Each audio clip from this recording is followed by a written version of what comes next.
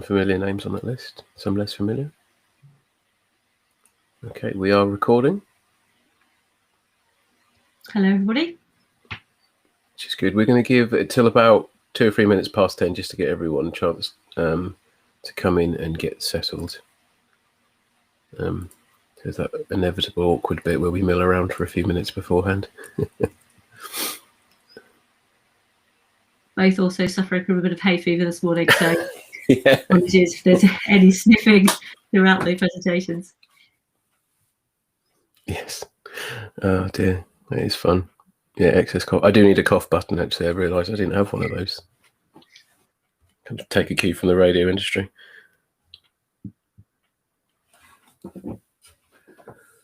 Right.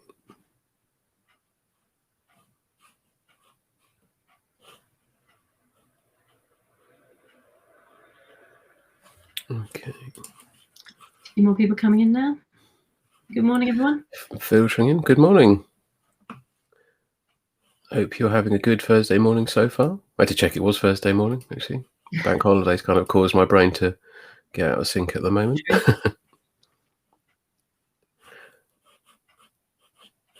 It's the fun thing about English summertime. We do get a lot of bank holidays. We're getting an extra one soon, actually, as well, aren't we? Yeah, they all seem to come just to disrupt things. Absolutely.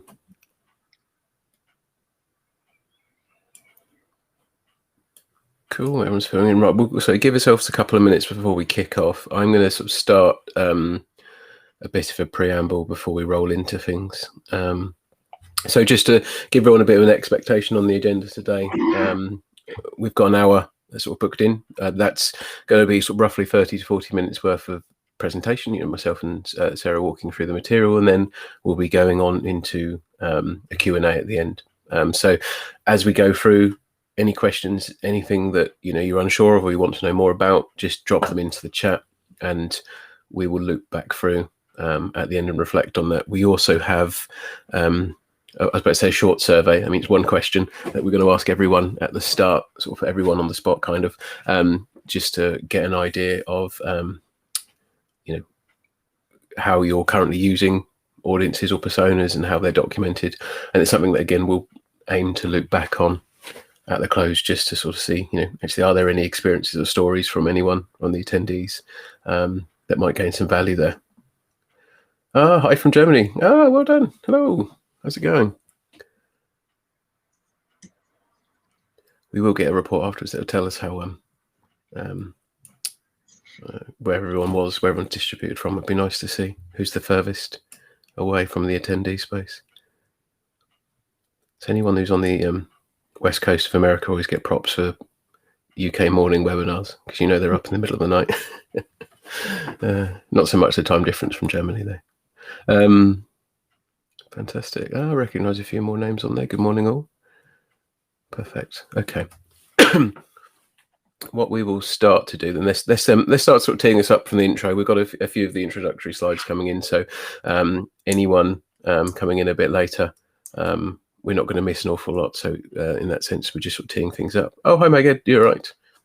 Another from London. I imagine most people will be London centric today. Perfect. Yeah, so let's get kicked off. So good morning, welcome everyone. Thank you for joining on this sort of mixed Thursday morning. It's certainly starting to feel a bit summery here in the UK.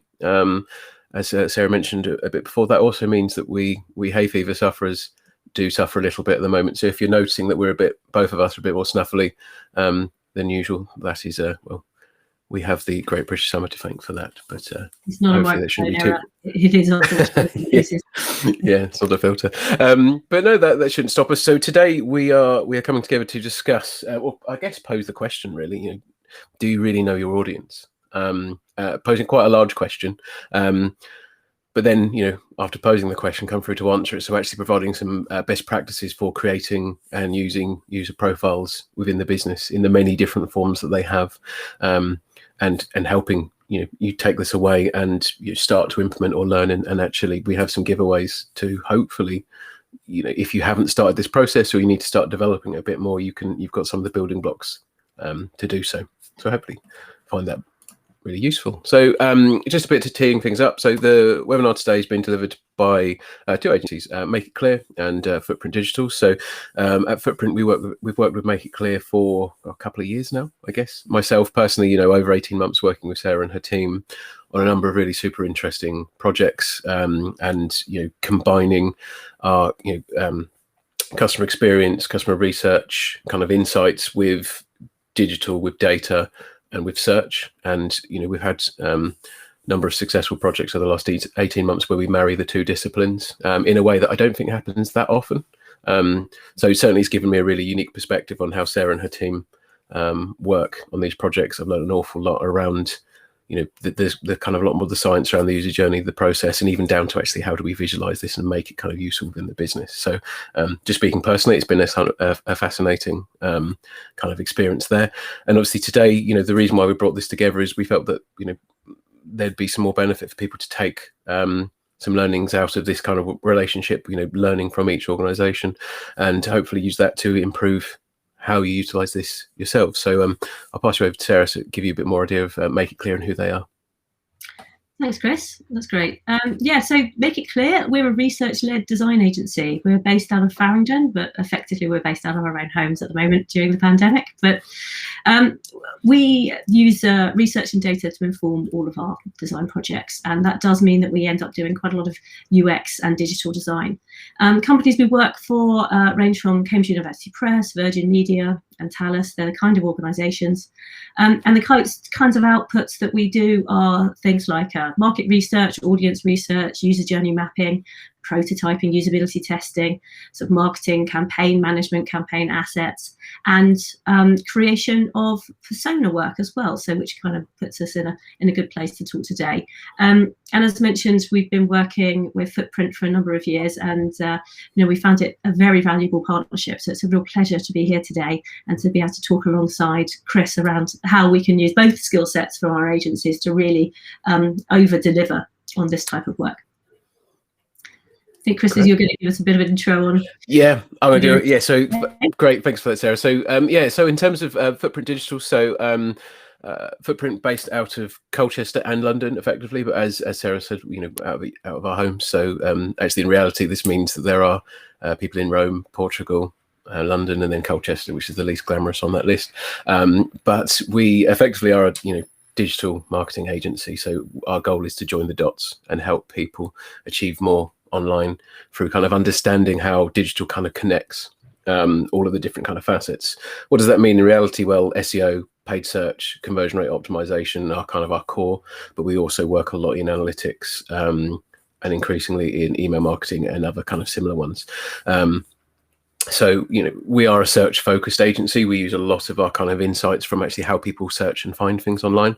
And that's how we ultimately derive a lot of the insights. And then, the goal and where this all comes together is when we use this information against the goals of the business and then plan the strategy to help achieve that. So that's a bit about the two agencies. So today we're looking to cover a number of different elements. So we've already kind of posed that question, do you really know your audience? We'll come back to that in a second. But, we're going to cover this, we're going to break it down into a number of areas. So firstly, an introduction about this area and why you need to kind of care about it. Presumably if people are here that, you're interested or you understand how essential it is, but we've got a fairly kind of, I think, strong argument as to why we need to spend a lot of this time on our user work and understanding, journeys, personas, etc. We'll look at where you can uncover your audiences. So how can you start to learn about them? But then also moving on from that, how do you gather the data to kind of substantiate that? So, you start to build these personas based on what you're actually seeing. And then moving on to, defining persona structures, and then potentially, most importantly, the actual visualization and the storytelling of this. So we'll take you through the journey kind of bit by bit, show you how to kind of utilize this information. But before we do that, I've got a poll. So I'm going to drop out the presentation mode, but essentially thinking about yourselves kind of sat here today, think about the business you're working with, or if you work with multiple businesses like your clients, think about those. Do you have personas and or user journeys currently documented?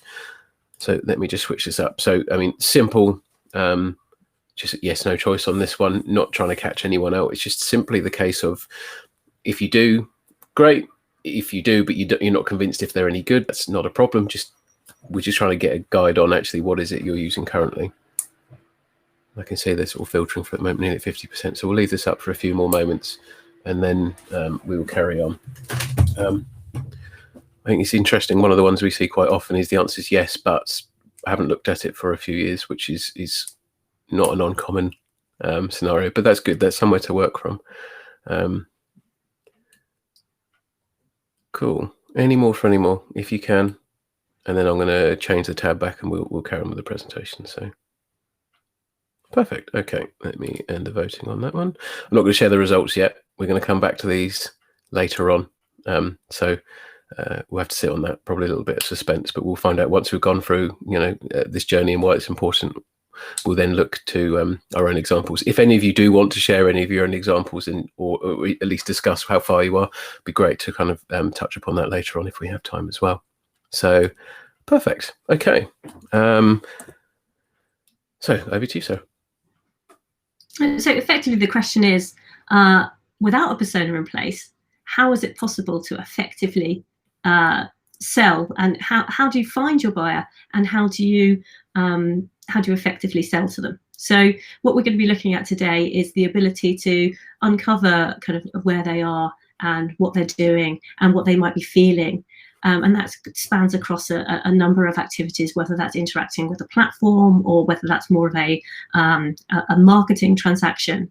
I think it's even more important today when we're doing less and less face-to-face selling. So we don't often, unfortunately for me and Chris, we probably haven't seen a lot of our customers in over a year and a half as well. And we're transacting with people across digital interfaces and across marketing messaging more and more, and that less of that kind of personal contact is there. So how do we really understand them without kind of having that kind of personal contact? So this is what a persona is there to do and can help us find out. And absolutely, and I think the thing to add here, and when we move more into the sort of marketing context, is the level of sophistication that we have in terms of how we talk to our customers or potential customers or existing customers. Actually, the ability to target and speak to people at a very kind of specific level with a fairly strong level of understanding of who they are, what they've done, where they are within the process of kind of interacting with you.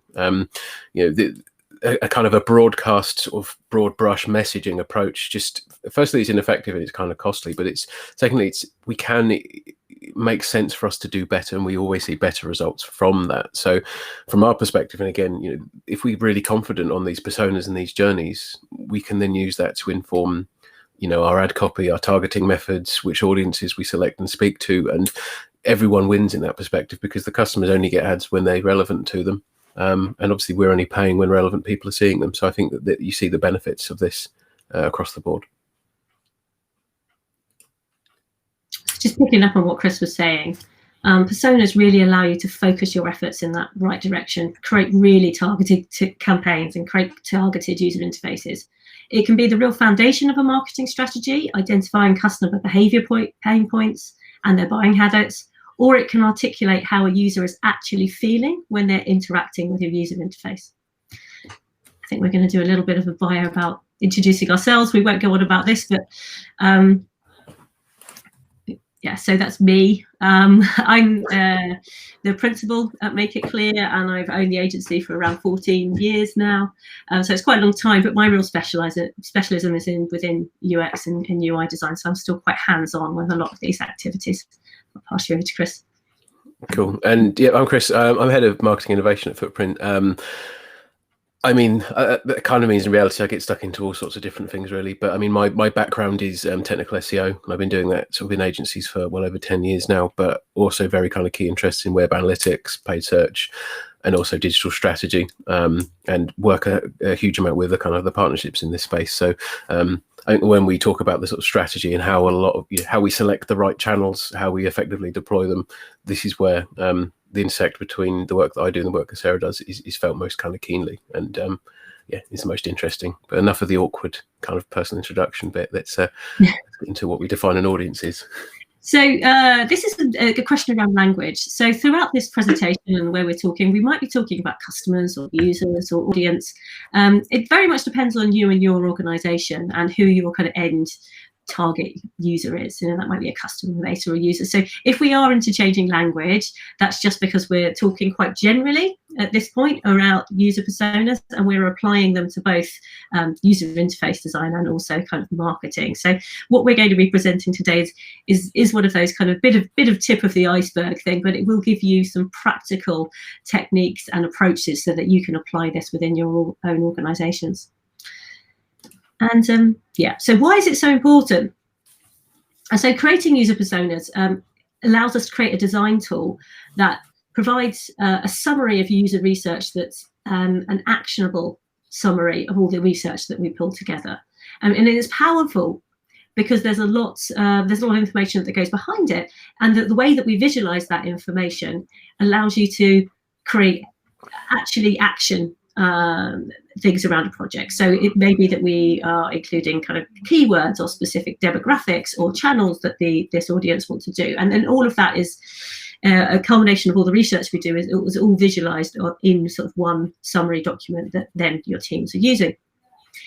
What we really recommend is, whether you're doing this in-house or whether you're using an agency to do this kind of work, that you're very much involved with the process. Listening in on user interviews or watching focus groups, a chance to really connect with your kind of end user or your end customer is absolutely invaluable. If you're along for the ride and that research part, actually applying it will be a lot easier because you would have built up that knowledge throughout the process. So that's just a recommendation. And just a little note on UX versus marketing personas, and just to point out some of the differences. So when we think about a marketing persona, we're looking at a document that will inform things like your messaging, channels that you want to target, pain points. When we're thinking about a UX persona, we're looking at a tool that actually informs the build of a product or a digital service. So they do form quite sort of different, even though they can look a bit similar, but they do fulfill two very different roles. Cool. So this is kind of a little point where I'm going to interject really, and kind of for those people who work more in digital or have been part of search marketing at all, there's been a bit of a fixation or overly fascination with keywords over the last 10, 15 years, potentially even longer. And essentially that's been fueled by, the primary way that you find someone online is by, using keyword searches in search engines. And that has had quite a substantial kind of knock-on effect within how campaigns are built, campaigns are structured, and even how success is measured. And where this is really kind of key, and why we're sort of looping this in here is actually the fundamental point that we're making is audiences are better or greater than keywords in most respects when you're actually kind of utilizing this kind of data for your actual campaigns. So not to say that I'm ruling out keywords. I spend a lot of my time talking about keywords and researching it in various degrees, but it's about using the right tools for the right purpose and understanding what they can do. And just to kind of give a bit of an idea of actually what that looks like. So this chap here looks slightly vexed. He's worried about a few things. He's looking for he's in the market for pension drawdown. He's kind of heard that that's something he can do, and he's kind of working out, well, this is something I might be interested in. Now, this is the keyword that would very often best sort of summarize as an overarching thing of what actually he's looking for or where he is. However, when we start to actually break it down, well, each of these queries, these are how people in this guy's space could be actually searching for it. So is a pension drawdown better than getting an annuity? Can I use my pension to help my kids out? Is it a good idea? How can I get more for my pension? So there are many ways that this person could be searching around what is effectively retirement planning, but could be talking about it in lots of different ways. And there's a lot of nuance here that gets missed with an overly simplistic kind of keyword-based approach. And what we would often see is, or what we'd say actually, is that each of these questions that someone's searching for would need a different piece of content or a different offering to potentially give them what it is they're looking for and actually satisfy them in their intent. And actually, when you start breaking this down into a keyword perspective, to make keywords really effective at this stage, you need to understand, well, what are the intent at the different stages and how can you map them? So you're effectively creating that audience's journey through that research process. So the keywords themselves, the phrases themselves are very useful, but thinking about them in an overly generalized fashion is actually going to be quite limiting to that degree. And this moves forward in lots of different ways. If we actually just weigh up how useful keywords or audiences are for certain marketing tasks, well, we're creating appropriate landing pages. If you're creating a landing page to target a keyword, you can do that, but it will only speak about that any given keyword, which puts an awful lot of emphasis on making sure it's the right one. Now, however, if you're creating the appropriate landing page based on the audience, when they're landing on that page and what they're interested in, the copy, the messaging, even the imagery and how things are positioned can better speak to what it is they're looking for. Interestingly, you can build a page that targets an audience that still includes the keywords. It's just how we kind of focus when we build from the top down. Even comes down to smaller things like writing better ad copy. Again, advertising copy can be built to target any given key term. That's pretty straightforward. But within that, you're not necessarily capturing anxieties. You don't know what the hook's necessarily going to be, key differentiators, and that kind of thing. But then even larger content pieces, like if you're writing whole ebooks or creating FAQ sections or knowledge bases, having a really solid view of your audience gives you an awful lot more control and power than just a list of kind of key terms within that. And so what we're saying is, thinking about the audience has an awful lot of benefit from that side, from the planning perspective. But recently, talking about the sophistication and what ad platforms allow you to do, well, very often, if you identify a person as being within an audience, well, Google, Facebook, and similar can then match that person within that audience to other people who look like that audience. So Google Ads has an audience called retirement planning. This chap falls directly into that. They're also searching for pension drawdown, but they're also searching at other stages. You can also find people who look like those people. So you can kind of extrapolate quite quickly audiences who exhibit signs of being the right audience without you knowing specifically where you are. And again, understanding that and understanding how to talk to those people is far, far more powerful because it just gives you that opportunity to go out further. And actually, sometimes what you'll find is bidding around audiences is often cheaper than around specific key terms because a lot of people will bid for the keywords that they know will give them the most money. So there's a lot of benefits to utilizing that. Now, the final part, and we'll come more onto the journeys later on, is the thing that a lot of people, I guess, don't often realize, especially when they're sort of focusing quite a lot on their website or potentially their own sort of silo, what they're working on, is the journey of a user is almost never linear. So this diagram here, that orange line is your website. That's a constant through time, and that dotted line is a user zigzagging around it. And there are many different ways. These will always look very different, even if people are doing similar items. But you could be activated by something you've seen on TV. You could then search it. You could then be targeted via Facebook later on. You might then click on an ad on Google's ad platform.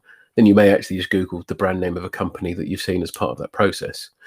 But what's really kind of key apart is through different stages in this process, your level of knowledge, your need is changing as well.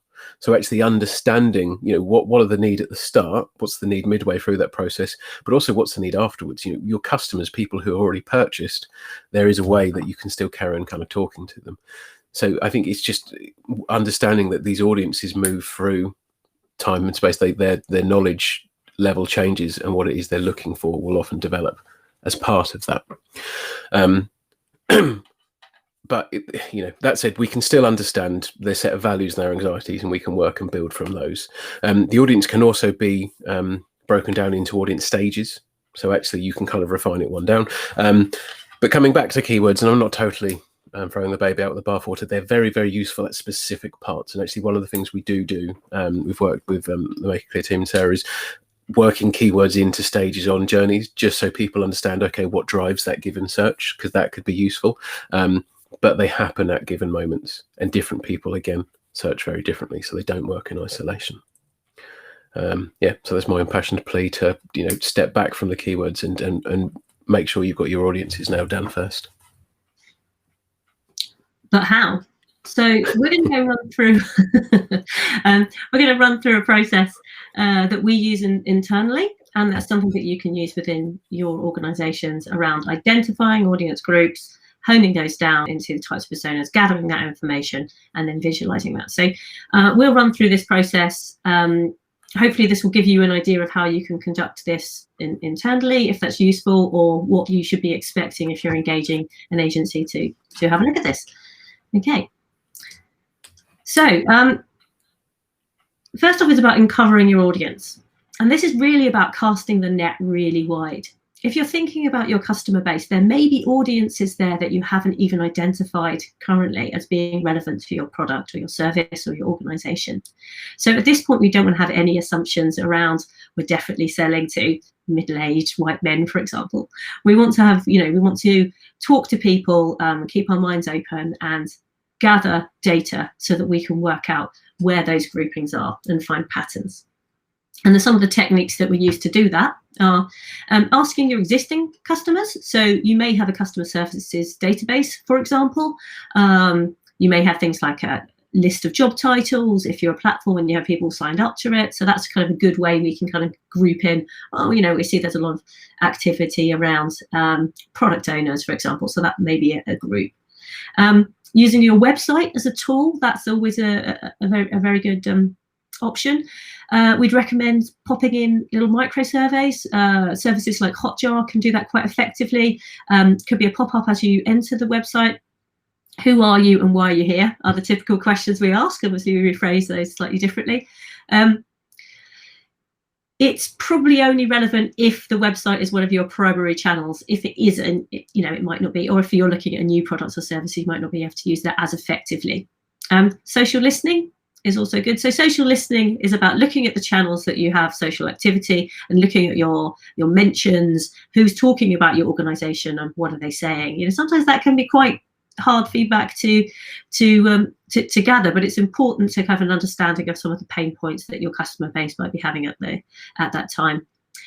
Also discussions with key stakeholders. So who in your organization really knows your audience? And that's often people that are talking to them day to day. So it might be someone within customer services or potentially sales. What pain points are they having? Do they keep a log of those pain points? So that's some data that you can kind of gather together. And then review of any existing information. Has any of this information been done before? Do you have any kind of demographic information, any segmentation information that we can kind of pull together?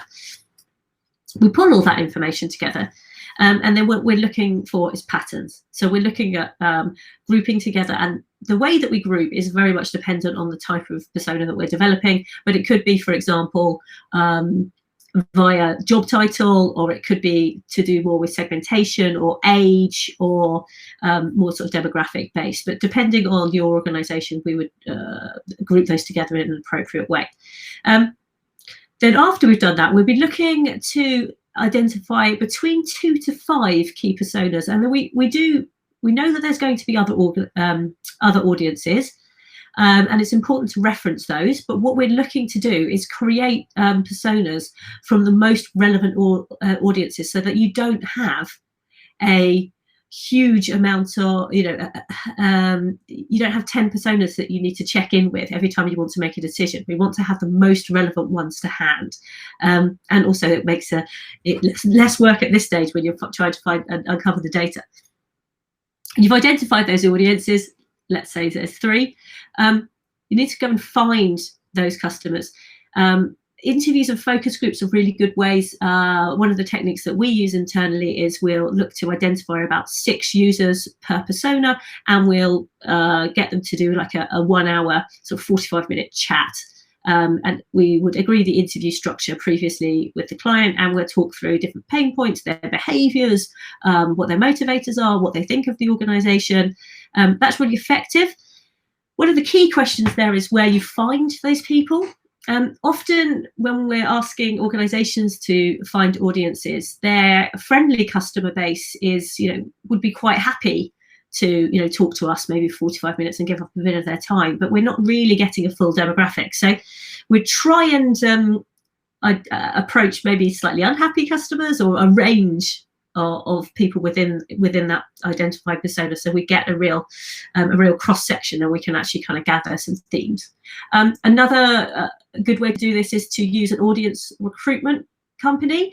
If we can identify the type of persona we're looking at, what we would do is create criteria for that, and then audience research companies would find those people for us to interview. The beauty about that is that they may not be an existing customer already. And actually, most of the time, when you're looking at new marketing, you're not marketing to your existing customers, you're marketing to your new audiences. So that's a really good thing to be able to talk to some of those fresh user base, that fresh user base. We'd offer possibly an incentive, so around £100 for a chat. So we'd build that into the budgeting. But the information that you gather from that is absolutely invaluable. Plus, they get a chance to hear about what you've got to offer as well. So it's almost like a marketing opportunity in its own right. Focus groups as well can complement that activity. There's pros and cons for focus groups. You can get a bit of groupthink, and often the person with the loudest voice gets the most weighting of their opinion. But it can be helpful if maybe time is short. Yeah, in some cases it might be applicable. Obviously, it's less applicable these days when we have to keep everybody 2 meters apart. Observations are really, really helpful. So, for example, if you're developing a user platform, actually observing somebody using the platform or the interface is absolutely invaluable. We did a project a few years ago where we designed a academic research platform, and then we sat in the offices of academics and watched them do research. And then the observations that we get from that are not just how they interact with the digital interface, it's what's going on around them. And one thing we noticed there is they had huge amounts of paper on their desk. There are reams and reams of printouts. So it's we will be thinking about that whole journey and not just what's happening on the screen. So that's why observations are very good. Surveys are also good. There's tools that you can use like Google Forms, which is free. You can also use SurveyMonkey, which isn't free. And there's some Google surveying tools. Some of those surveying tools will also find audiences for you. How relevant those audiences are sometimes can be a little bit hit and miss, but it is a good way if you want to get kind of a large cross-section of information. Again, input from people within the organisation. We tend to interview people that are key to the relationship with the customer, and then that's reported on as part of the process. Industry reporting is a good source of information. So there are reports that, for example, the government produce, and also commercial research groups that you might have to pay for. But if you know that there's a particular niche, or perhaps it's a new market that you're looking to go into, then it is worth kind of possibly investing in that or looking at what's available. Social listening, again, is good to input into this. And then Google Analytics, which is my handover point for Chris. Fantastic. Thank you, Sarah. Yes. So Google Analytics is a great and often underused sort of piece of equipment that can function in this process. I mean, for anyone who's not familiar, and I hope we'd all kind of got an awareness of it, Google Analytics just tracks the engagements, interactions on your website, but actually provides quite a lot of demographic data around the audiences, and potentially, depending on your current level of setup, you can add in other layers of learning and various different insights. So assuming we've got Google Analytics already set up, we have a great idea of who the audience for our website already is. And as Sarah mentioned, if you don't do a lot of your business primarily online, you just need to be conscious of, is the online segment of your audience might be skewing some of this data. But for people who are currently visiting today or have been historically, we can start to really get a good feel of who they are. I'll show you a few examples of the kind of reports we can get out from that. Now, if any of you here are more experienced with Google Analytics, already aware of some of the demographic data, well, what you can then do is, if you know who certain segments of your audience are, is actually create these segments within Google Analytics and then pair this with the actual engagement data on the website. So actually work out, if you're looking at female users over 35 as a segment, well, actually, what's their bounce rate like on any given pages? What's their conversion rate like on certain kind of parts of the form fills? Are people progressing? Is this segment getting all the way through the cart process as it needs to be? And actually, what we can do is we can really start to sort of target, these different key segments. Anyone who you think is kind of relating to some of the key personas that you're starting to produce at this point. How are they currently using the website, or are there any that you've missed? Or are they, they're not right? I think, again, Sarah highlighted it, whatever assumptions we think we have about these processes, sometimes you can find answers within the data. So it's almost like leave the assumptions at the door a little bit and try and back that up with what you're seeing. So this report is one of the entry-level ones, I guess, within Google Analytics, and this is literally just on age and gender. So this gives you an idea of actually who is using the website. Now, this is for the Footprint Digital site, so it gives you an idea, I can tell you why we have a skew towards 18 and 34-year-olds is because we do a lot of work with universities, and we've recently gone through kind of a recruitment period. But having that skew, our customers aren't that age predominantly. I think that kind of varies a lot more. So actually gathering this data and actually understanding, these are the people that are coming to my website. What are these different people doing? What are they engaging with? That younger bucket here, that 18 to 24-year-old age group, if we were to just view the website under that lens in the analytics data, we could tell they were interacting with a handful of pages, the predominant one being our summer academy. So it's just kind of understanding actually who is the audience that's coming to your website and what are they currently doing. In terms of the gender split, we're not quite 50-50, but we're thereabouts. This will have a massive impact potentially on your kind of audience persona data or your messaging later on down the line, especially if it isn't as clear cut. If you do find that you're gender weighted one way or the other, it can really help you actually understand, okay, how do we utilize this data and how do we speak to people? But actually almost what are the proportion of the personas or what weighting do you give them later on? So it just helps sort of flesh out or back up some of that insight that you have currently. And then Google gives you another layer of extra data. And you already mentioned before that Google has an audience for retirement planning, for example. Well, it also provides information if this is enabled within the admin section of your analytics account, which most often it is these days. You can actually see Google are putting your users into these different buckets, these different groups. So you've got two different categories. We've got affinity, we've got in market. So affinity just is how do these people behave? Can we characterize or group these people by their behaviors? And then in market is what actually are they currently trying to do? So, and Google bases this on just search behavior. So it's all anonymized, but obviously we know Google collects a vast amount of information about us all, but it kind of gives you an idea, okay, well, what are these audiences? What are their tendencies? And I guess the key point to note on this one before I kind of jump across, so affinity category, our top group is actually shoppers and value shoppers on the Footprint site at the moment. So this is as a whole, this isn't segmented, but the largest single group of people by affinity is they might be comparing prices, they might be shopping around, they might be value seekers, which is an interesting kind of insight. Questions we've got for how we utilize this data is that, do we have the content or are we have the facilities to meet those expectations, or actually is that who we want? Because one of the questions is, looking in the data, are these the audiences we have today? Well, sorry, these are the audiences we have today, but are these necessarily the people that we want to then be moving on and targeting? But it gives you that level of insight who's there. Equally, of the people visiting, 10% are within business services and they work within advertising or marketing, which again makes sense given that that's the business we're in and that's hopefully the services they'd be looking for. But it gives you this area of insight, and you can just help sort of flesh it all out. Interestingly, we do have some other hobbies and lifestyle kind of traits that, again, if we want to add a little bit of color later on, we can start maybe potentially pulling in some of that information. Moving on, other elements, where do they come from? So this is just the simple visualization. Makes sense that the majority of our traffic comes from England. That's the vast majority of where we target and who our customers are. But we see we have slight kind of graying in the US and India. So that's where other portions of our traffic come from.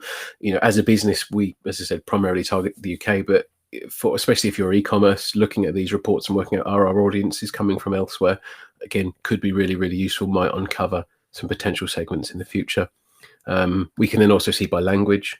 Are we speaking to the right language of the people that are coming? Kind of makes sense. But then possibly more importantly, in some instances, what websites are they using to find us? So where are they coming from? So this is the list of referring domains for Footprint. So what websites are they on before they physically come and look at us? So the top two for us are Clutch and the Manifest for the time period we're selected. They're effectively marketing agency directories. So we know that people are finding us from these sources. I can tell you that the value of that traffic and quality isn't actually that great, so it's probably not significant as it looks, but you can start to work it out. Other interesting things is though LinkedIn, Twitter, Facebook are all up there. They're all fairly big sources of relatively big sources of traffic. So we know that social media and actually the marketing we do out there, finds the people. But number 7 on there, that's the Greenwich University student portal. So we know that actually that's a good source. So intranets, people that are coming from that source are either lecturers or students. So again, just gives you an idea of what is that journey. If we had a student persona for Footprint as an agency, we would probably have a student prospective academy member. The starting point of their journey may well be Greenwich University website, and we have that backed up by what we're seeing in the data, which is pretty useful. I think that, yeah, so that's it. So there are other sources of this. So I've just run you through Google Analytics and where that comes from, mainly because you don't have to set up any of this stuff. It's running for you there. So the barrier to entry is pretty low. LinkedIn, even if you do not plan on advertising using LinkedIn's paid services, installing LinkedIn's tracking pixel to your website can give you a whole wealth of data about these people. If they're on your website and they also have a LinkedIn account, LinkedIn will start giving you that information. Actually, who are these people? What are their job descriptions? What industry do they work in? And they also give some other demographic data. Facebook used to give a lot of this away, but they're actually retiring that functionality. So again, similar Facebook, you'd install the pixel and you'd grant a lot of this. I had to take all of that out of the slides because they're taking that functionality away from us. But there are other ways of kind of ascertaining, getting this information, and this is just passive. It's sitting there.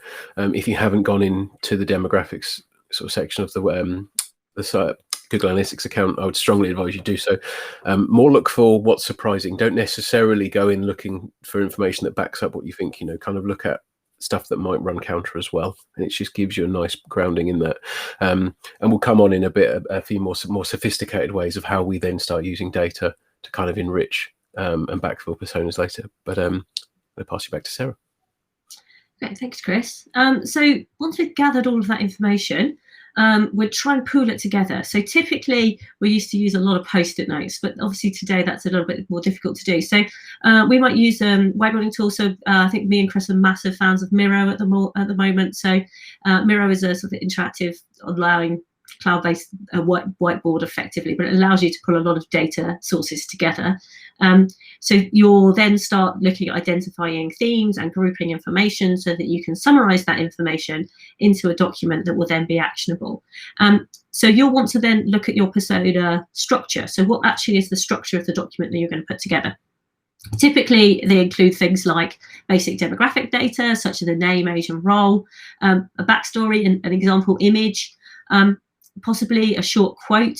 When we include a quote, we try and include a quote that was actually from the user research and then maybe around a particular pain point or a challenge. So it's actually kind of a real world example. We may also include an abbreviated journey map, and we'll show an example of a journey map slightly later. And then sometimes we'll do a weighting. So we've got 3 personas, but we know that one of those is pretty much 90% of our business. We want to be able to articulate that. Okay, so visualization. So there's a lot of templates out there, but we very much recommend you setting up your own template to meet the needs of your teams, basically. So what information are they going to need to make these personas actionable? Keep the design to a minimum because it's a functional tool. And then try not to include too much fictional information. I think if you include a huge backstory about, Darren and, his journey through life, it just becomes a little bit unreal. So what we try and do is include information that's more structured. So things like lists and charts and tables, bullet points. So making that information as easy to digest as possible. Things like assigning a persona a color, that really helps because it helps your teams pick them apart. So we've done, in the next slide here, so we've done just an example of a structure of a marketing persona. So we built these out as little templates that can be drawn over the top, and I think we'll be circulating these after the webinar for anybody that wants to kind of use them. Marketing persona wise, we've got things like what their attributes are, what their motivators are, what their concerns might be around kind of purchase, the channels they might interact with, their behaviors, and then I've also included the moments that matter. So what are the key points in that journey that really matters? So that might be initial engagement, so when they're first picking up the phone with a member of the sales team, or it might be delivery of a product, but they are the things that we need to be really focused on. So things like that would be very much articulated within a user journey, and we'll show you a structure for that in a second. And then for a UX persona, I mentioned slightly different. We'd be looking at things like what are their goals, what are they trying to achieve with this platform, what do they need, what's motivating them to do this, what are their challenges, and again, what are their touch points? So are they interacting with mobile, or is this desktop, or are they moving between the two, or do they need to kind of move through several different platforms before they actually integrate working with your interface? And this is just the structure of a user journey. As mentioned, we sometimes do like abbreviated user journeys at the end of personas. Now, user journeys themselves can be are projects in their own right, are very helpful for this kind of work. So structure that, I don't know if you can see my mouse, but the stages that we would go through, we'd identify the stages that your user or your customer might be. So typically for a marketing project, it might be awareness of your organization. It might be then investigation. So they want some proof points about why they should go to you. Then it might be kind of inquiry, purchase, and then it could be retention. So we'd work with you to work out what are those stages within the journey. And then against that, we'd log things like motivations, their key actions, touch points, what their needs, their pain points, and what are their kind of feeling. What's in a project that me and Chris worked on recently, it was a very high anxiety UI that we were working on, and we knew that the users, when they were going to be interacting with the product, would be very, very stressed. But having an awareness of that allows us to tailor things like the colours used and the way that we work with the language, so that we're trying to put people at ease at every point. And also, we like to kind of add this opportunities line at the bottom. There provides us sort of actionable points that we can kind of build into the design of products, and opportunities for things like, you know, perhaps we need another follow-up marketing email at this point, and we can start actually inputting into the processes there. I think that's over to you, Chris. Cool. Yes. So, and so running through the process, up to this point, incredibly valuable. Obviously, huge amount of research has kind of gone into this point, and you know, there's a degree of leaving no stone unturned, you know, within a you know, someone's business, and then, you know, speaking to those customers to work out where it is. We don't necessarily have to stop there, though, with regards to the level of information that we can get, and you know, in terms of finding out more about these journeys and actually what might actually precede them, or potentially even follow them.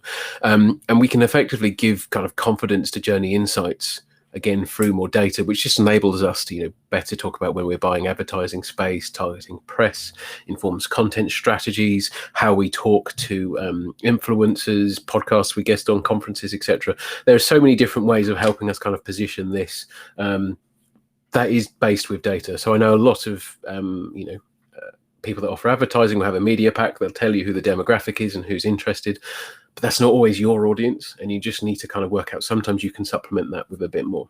So we'll give you a handful of examples here of work that we've done previously. So one of them is getting ahead, you know, working out the search behavior and media consumption before they encounter you. So this is very much more kind of, I guess, in the SEO space in terms of why we're sort of really interested in that. But effectively, what we're saying here is, you know, there are Google searches that take place. In this instance, someone searching for a 4-bedroom house in St Albans.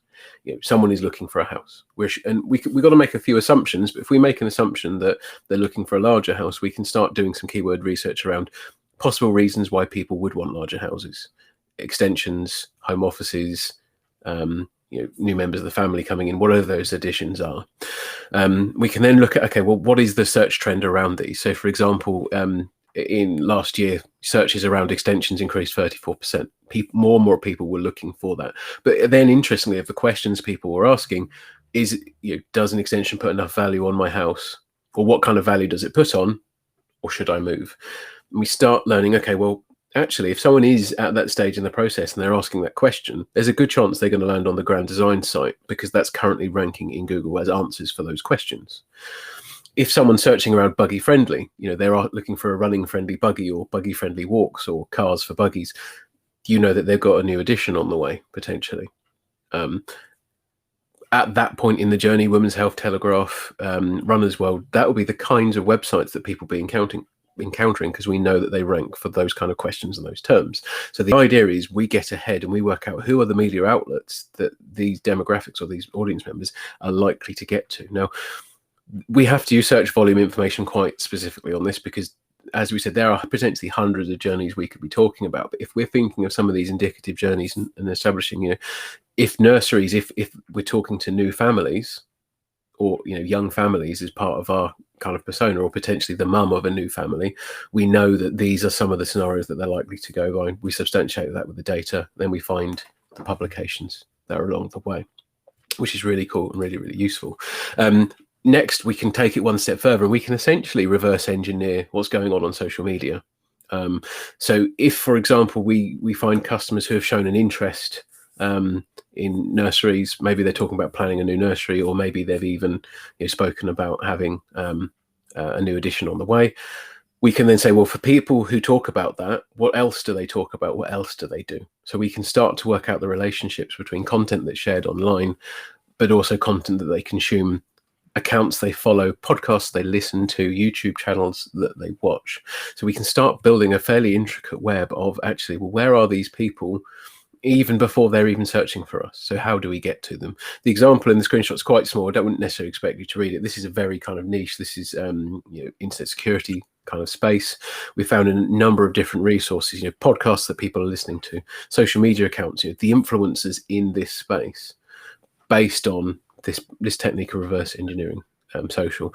And we think of this as enriching the persona in that sense. So if you try and conduct this before this research has taken place, the keywords you select, how you target it, how you validate it, it's not ideal, because you're making some assumptions. But with the work that Sarah and the team do to kind of give us confidence in that, we then take that data and we go one step further and go, let's enrich, let's fill out this information before. And again, this is when you're starting to build media plans off the back of it, and you've already consulted your personas, so that you're building them in the right places, which for convincing stakeholders and actually planning marketing budgets makes life an awful lot easier. Quite complicated, tricky to do by yourself. There are a handful of tools that can kind of help out in this space, but we've had to sort of perfect a few methods of reducing this data down to make it useful. But I would definitely look at, you can learn an awful lot by people's social media activity, and you can start to actually understand a lot more about it there. And again, we use that and the search behavior to enrich the process even further. And then back over to Sarah. How do we keep these all current once we spent all this time on it? So just making sure that if there's any kind of changes in the environment, or there's a change in the market or the user base, that we're revisiting the personas, possibly revisiting some of the research or the data, and then updating. Within the context of UX, they should be impacting on things like journey mapping and user flows. And then with marketing personas, they'll be affecting things like campaign structure or messaging, or market or channel identification. So I think it's just really important that they're seen as living documents, and that they are updated, and especially if there's changes within your organization or against maybe what your products or services that you're looking to achieve. I would suggest you revisit and see if they're up to date within every 6 months. I think so the next one is a little bit of a conclusion, really, just around personas being part of every decision that you make. They can really be the foundation of a marketing strategy. They are identifying that customer behavior, or they can articulate exactly how a user is really interacting with the platform. And at the end of the day, what they do is they save time and they save money by allowing you to focus in the right areas and make decisions quicker. So that's kind of why I'm a big fan. I don't know if you have any kind of final thoughts before we go to gifts and questions. Yeah, I mean, I think it's just giving you that confidence in what it is you're doing and not losing connection with your audience. It's quite easy for a lot of this insight to be abstracted by all of the other tools and the other platforms, and even if you're a subject specialist and you're working in a very one given area, you can become quite detached from it. So actually having this documented and practiced as a living, breathing kind of piece of work just maintains everyone connected. And I know, Sarah, we're having the conversation before, and I think you sort of said one of the most satisfying moments is when you find businesses using the persona names as part of the conversation. It's embedded then, because they're thinking of these people as real people. Yeah, absolutely. I mean, there's a project that we did a number of years ago when one of our key personas was called Rachel, and in every major meeting that we had around the product development, we got somebody that had the same experience as Rachel, and we got them to sit in the meeting and basically be the living, breathing persona. And they would actually directly ask questions around the decisions that we were making around the UI. That was incredible, to the point that the Rachel in the persona visualization had a beanie on. So the new Rachel had to wear a beanie, even though it was quite hot for the whole meeting. So, Chris, I think just bringing them alive and then bringing them into your process. Absolutely. Fantastic. We're nearly done. We have some gifts. Yeah, so we're gonna follow up with those persona templates, and Chris, you've got.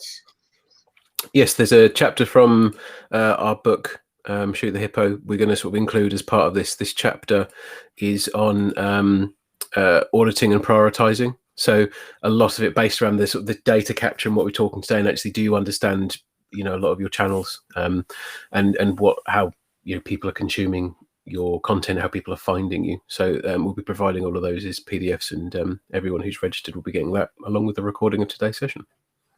Cool.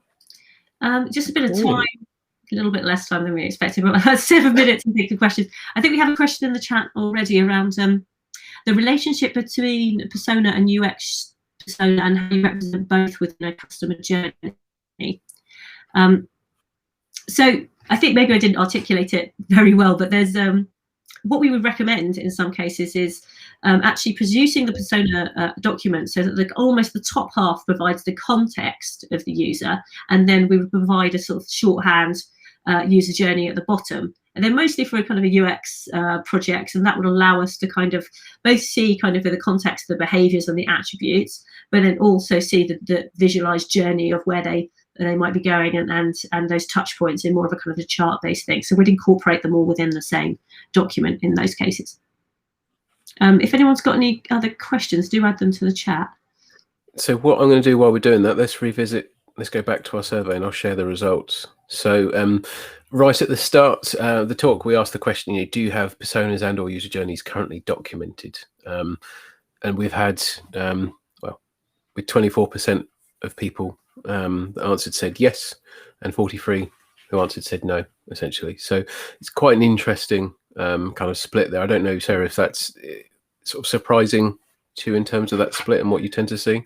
I think a lot of the time we find that even large organizations don't have this kind of work in place, or they do have it in place, but they don't either use it or it's so out of date that it's not kind of, it can't be part of business processes. So it's not very surprising. In fact, I think more people have them than I would expect. Oh, that's a good idea. I mean, equally, if anyone, on today's thinking that they kind of sit within that bucket or they don't have them, they don't know where to start, drop a message in the chat. I know we're sort of running low on time. There's, potential for follow-ups afterwards. If anyone does have any kind of questions or anything is unclear, but we were providing the slides, the recording and those freebies as part of this. So you'll have what you need to go away and, start this journey. What I'd say today is go away, start looking at the data, start speaking to the people who interact with your customers, start working out actually what is that level of understanding. Particularly, does that level of understanding of your customer or your audience differ from what is actual? So I see a lot of companies who think one thing because it's based on research that was done 2 or 3 years ago, but it's not kept up to date. Your customers change and move, especially in the last 18 months. We have a couple of clients, we've seen some fairly drastic shifts in their behavior. But a lot of these shifts in the behavior are happening off the website. So it's in that, it's becoming a known unknown in that sense. So actually the necessity to come back to this kind of process to really understand it is being felt very keenly at the moment, because there's nothing worse than not actually understanding your audience and who they are. It's actually worse to then not realize that you don't know, but you have the where you kind of the benefit of being ignorant, I guess. At that point, you don't know you're doing wrong until it's been highlighted. And if there's a process in place where you can take stock every 6 months, or maybe in the times like these every 3 months, and say, are these up to date? You end up saving a lot of time and a lot of money. So I think it really is, valuable for organizations to kind of keep checking in with this, just to make sure that you're not spending, for example, on marketing on a channel that your users just aren't interacting with. It can be quite a lot of money that gets wasted. Absolutely. I can see someone is typing in the chat. We've got a few more minutes to close. Oh, here we go. Have we seen a big shift in the last 12 months of which social media channels are most effective? That's an interesting one, Dave. I think it depends on the demographic, to be totally honest. I think the social media shift tends to be the quickest at the younger end, just because of the adoption and the new technologies. I think within the last year, a handful of people have anticipated that Clubhouse as a social network was going to start taking the industry via storm, and overnight we had Clubhouse gurus saying this is how you make your success on like an audio only sort of social platform, and that's almost that the dropped back, well, as quickly as it sort of started in that sense. So that side has changed. I think we still see an awful lot of benefit from Facebook done right, with the right channels and techniques. The only issue we've had with Facebook is iOS updates recently about the data that they send, and the level of insight and targeting that we can get is making it trickier, especially if you're an e-commerce website, to actually understand the value you're getting from Facebook. But in some respects, social media is almost more effective than it ever has been, because actually over the last year, that's where people are. They're on one of them, I think, and actually understanding which platform your audience is on is kind of really key. So TikTok specifically, I think TikTok marketing is becoming very key for some. I mean, at the moment, I'd say it's probably the larger brands that are still benefiting from this. I think TikTok requires organizations to sort of change how they want to talk to people, to have a sense of humor, or to kind of embrace that content production. Personally, we don't have any clients that are utilizing it, or that we plan to within the near future, because I think the barrier to entry on TikTok is still not quite there. So yeah, that's probably less of one. I mean, it's growing. I think the user base on TikTok's growing. I think how they engage influencers and influencer marketing on the platform is a massive opportunity. But again, it's how confident are you that's where your audience are, I guess. Again, the market penetration of TikTok is growing. It's widening. It's not all, sort of sub 30 age group, but it's still, that's predominantly the space. The question we've also got is, what kind of interaction do you want someone to have with you? What interaction are they going to have on TikTok that then can be lasting and then taken through the rest of the journey? But it's entirely possible. I've always been an advocate of, you pick the network based on your audience rather than just based on the speed of that network's growth, because we've seen social networks kind of grow and fade away, and I've seen brands make entire strategies for new platforms that then kind of fizzle out within sort of 6 months following. So if you're confident that your users are there, that's when I'd say go into it, and that's when processes like this can be really useful. And ask them in the focus groups, are you using TikTok, for example? Could be one of those questions if you had reason to believe it. Or actually the better question is, which social networks are you on? The cybersecurity example from earlier, Twitter was their primary one. That's where they got a lot of their news as well. So we focused most heavily around that. And actually that worked really well for us there, because again, we just knew that's where the audience, that's where that industry were kind of coalescing. Cool. Okay. Cool. Cheers, Dave. Thanks for the question. Lovely. Well, that brings us to time. Sorry, Sarah, I don't know. I just cut you off there. No, that's absolutely fine. Yeah, so as I said, just to sort of reiterate, I guess, thank you for joining. Appreciative of your time. An hour of someone's time in a kind of maybe a zoomed out world is a lot to us, but obviously we appreciated that you've all joined in. As we mentioned before, copies of the slides, the video, and the PDF takeaways will be emailed out to all of the attendees. I know we've had a couple of people who couldn't make it. They've asked for it to be sent across afterwards as well, so we'll do that. We'll make sure contact details have been sent out as part of this as well. If you have any questions or feedback, or do want to have a deeper conversation, then by all means, we'd really appreciate it. Thank you all. Thanks very much, and have a great rest of your Thursday. Hope you enjoy some sunshine. Bye-bye. See you then. Bye-bye.